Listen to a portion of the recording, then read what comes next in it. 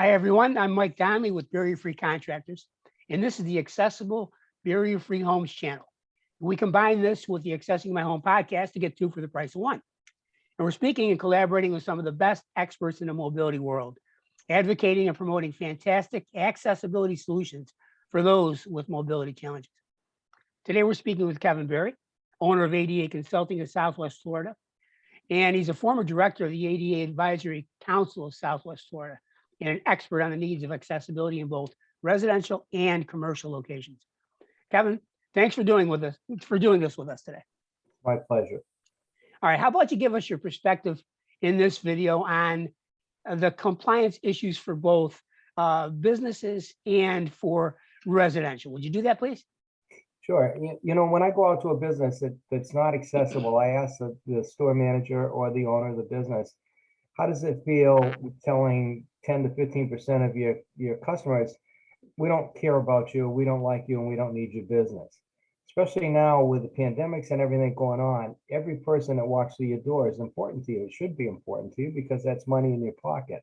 So you cannot or should not ever put that person into we don't really care about you category.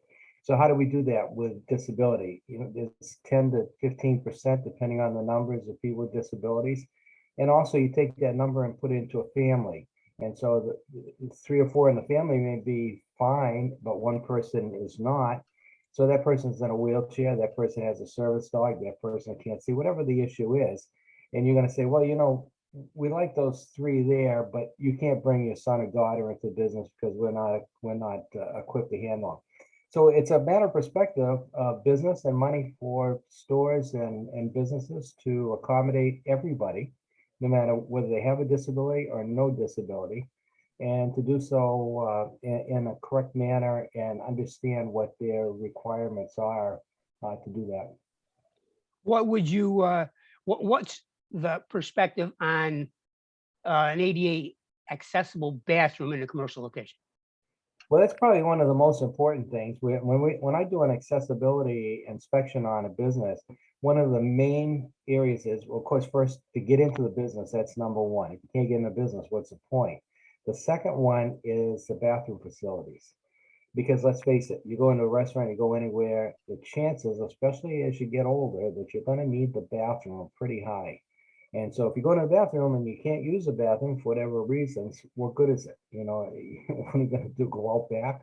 You know, so yeah, so the bathrooms are the next thing. And then of course the business itself, getting around in the business, but the bathrooms are probably the key thing to make your business accessible. What's the need in terms of accessible space? What do they need to have in that bathroom to make it fully accessible? Well, the first thing we start with, can you get in the door? The door's got to be at least 32 inches clear opening. And once you get inside the door, what can you do inside the bathroom? Are the sinks too high? Can you reach the water faucets? And then the bathroom, the toilet facilities themselves, do they have an accessible stall? Because if you're in a wheelchair, you can't use a stand-up urinal for guys, and you can't use a standard small cubicle for a toilet facility, whether you're male or female. And so it needs an accessible toilet facility. And in Florida, that's 59 by 60 inches clear floor space. And it's also in Florida requires it to have a sink inside inside the stall. So that's the biggest thing. Can you get in there? Can you turn in your wheelchair? Can you transfer it to the toilet? Is a flush handle on the correct side? Is the faucet deck on the correct height? And so can you do everything that anyone else can do? And the accessibility features of a bathroom are more designed for people in wheelchairs. People that are blind can usually feel their way around the facilities to find out what they want. People that are deaf, it's usually not as much of an issue with them as well. So it's more people that are in wheelchairs, mobility infringed, whether or not they can use the facilities or not. So that's our biggest thing with the bathroom, make sure that it's accessible. When you approach a business owner and you tell them the 10 to 15% theory, you're losing 10 to 15% of your business because you can't do it, what's the general reaction that you get from them? The general reaction is and what we hope for is that the business owner says, you know, you're right. I need to make my business accessible.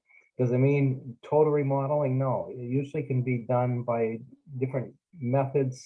Maybe if you have two restrooms and you make one of them unisex so that it could be either way, is fine. Although my wife would contradicate on that, that women do not like to use a bathroom that men use. But you know, if it means using one, you know, go for it. So there are workarounds. It's nothing says that you have to remodel your business. Maybe we can do something on the side. So, you know, makes your business more accessible to everybody. And like I said, as I say to a business owner, can you afford to tell 15% of your customer base, we don't want you, we don't need you in our business, go someplace else. Well, isn't it true that you think about what you're just saying? If it's 10% and that business is doing $500,000 a year, that's $50,000 additional profit theoretically, or additional monies that they can bring in. And many businesses do much more than that. Would you agree? Absolutely. And on the side of that, it's not only the family might come in that has somebody disabled. So say somebody in the family comes in and they're 4 members in the family, but in their extended family, well, their aunt, their uncle, sister, brother, whatever it is, has a disability.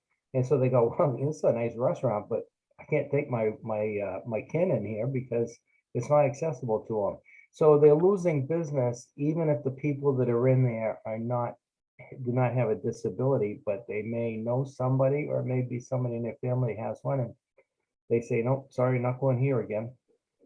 Yeah, I mean, it's if nothing more, it's an economical sense issue. So it would behoove any business owner, if they've got the capabilities, to make that work. Yeah, All it's right. not just restaurants as well. It could be a department store or anything Yeah. else. You Yeah. go in a department store and you can't get to see the product and look at it. What good is it? And so the people just say, oh, this place is not for me, and they leave. 100%. You're dead right. Well, okay, Kev, we're gonna leave it there. Thanks for bringing your expertise to us today. To get a hold of Kevin, please check out the info here. Rewind and listen to it again, because you've just heard some great info. Kevin Berry, ADA Consulting in Southwest Florida, LLC, and you'll see his email and his phone number there.